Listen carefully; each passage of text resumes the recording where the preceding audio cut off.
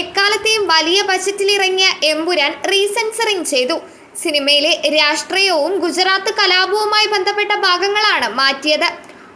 17 സീനുകൾ നീക്കം ചെയ്തതായാണ് വിവരം. വോളണ്ടറി മോഡിഫിക്കേഷൻ നടത്തിയ പതിപ്പ് സെൻസറിംഗ് കമ്മിറ്റി വിലയിരുത്തി. നിർമ്മാതാക്കളുടെ ആവശ്യത്തെ തുടർന്നാണ് അണിയറ പ്രവർത്തകർ ഇത്തരമൊരു നീക്കത്തിന് ഒരുങ്ങിയത്. തിങ്കളാഴ്ച മുതൽ റീസെൻസറിംഗ് ചെയ്ത ഭാഗങ്ങളായിരിക്കും തിയേറ്ററിൽ പ്രദർശിപ്പിക്കുക. അതുവരെ നിലവിലെ സിനിമ പ്രദർശനം തുടരും. കലാപത്തിന്റെ കൂടുതൽ ദൃശ്യങ്ങൾ, സ്ത്രീകൾക്കെതിരായ ആക്രമണ ദൃശ്യങ്ങൾ എന്നിവ ഒഴിവാക്കി. വില്ലൻ കഥാപാത്രത്തിന്റെ പേരിലും മാറ്റമുണ്ട്. സംഘപരിവാർ നേതാക്കളും അണികളും സിനിമയ്ക്കെതിരെ രൂക്ഷമായ വിദ്വേഷ പ്രചരണം നടത്തുന്ന പശ്ചാത്തലത്തിലായിരുന്നു തീരുമാനം. മാർച്ച് 27 വ്യാഴാഴ്ചയായിരുന്നു എമ്പുരാൻ തിയേറ്ററുകളിൽ എത്തിയത്. ചിത്രം പുറത്തിറങ്ങിയതിന് പിന്നാലെ ഗുജറാത്ത് കലാപവുമായി ബന്ധപ്പെട്ട സിനിമയിലെ ചില പരാമർശങ്ങൾ ചൂണ്ടിക്കാട്ടി എമ്പുരാനെതിരെ ബഹിഷ്കരണാഹ്വാനവുമായി സംഘപരിവാർ രംഗത്തെത്തി. ബുക്ക് ചെയ്ത ടിക്കറ്റുകൾ വരെ ചിലർ ക്യാൻസൽ ചെയ്തായിരുന്നു പ്രതിഷേധം.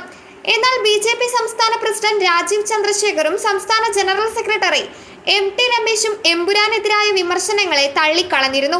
സിനിമയെ സിനിമയായി കാണണമെന്നായിരുന്നു BJP നേതാക്കൾ പറഞ്ഞത്.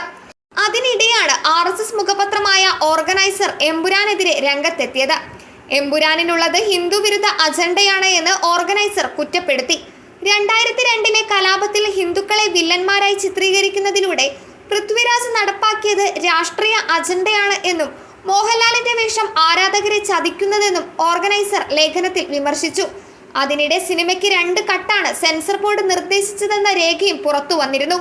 റിലീസ് ചെയ്ത് 2 ദിവസം പൂർത്തിയാക്കും മുമ്പേ 100 കോടി ക്ലബിലെത്തി ചരിത്രം സൃഷ്ടിച്ചുകൊണ്ടാണ് എമ്പുരാൻ ബോക്സ് ഓഫീസിൽ തകർത്തോടുന്നത്.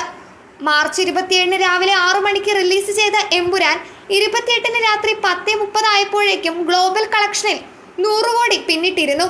പൃഥ്വിരാജിന്റെ ആദ്യ സംവിധാന സംരംഭമായ ലൂസിഫറിന്റെ 2ാം ഭാഗമാണ് എമ്പുരാൻ.